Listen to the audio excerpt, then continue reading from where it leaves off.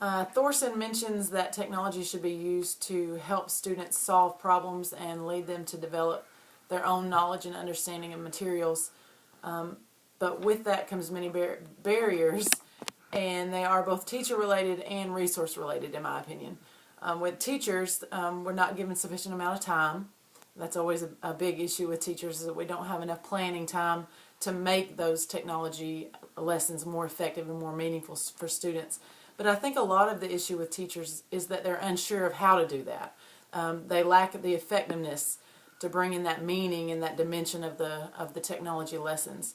And they don't provide the higher order thinking skills that many technology lessons, and really any lessons in this education era, that students need. And many times teachers have concerns with their student abilities, that they won't be able to handle the technology, they won't understand how to use the technology.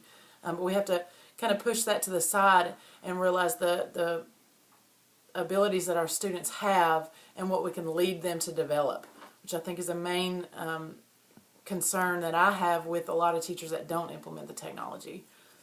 With resource-related issues, I think the major issue is the lack of funds, is that we don't have the money to buy the technology, to provide it in every classroom. It's sporadically placed throughout the school system, and it's really hard to get to with the teachers and bring it into their own classroom or have it readily available at the most opportune times or as much as we need it. And then with that lack of funds comes the professional development that teachers need, so that those teacher-related issues can be pushed aside and can be less daunting for the teacher, and that they can encourage appropriate student behavior with those technologies and through that professional development.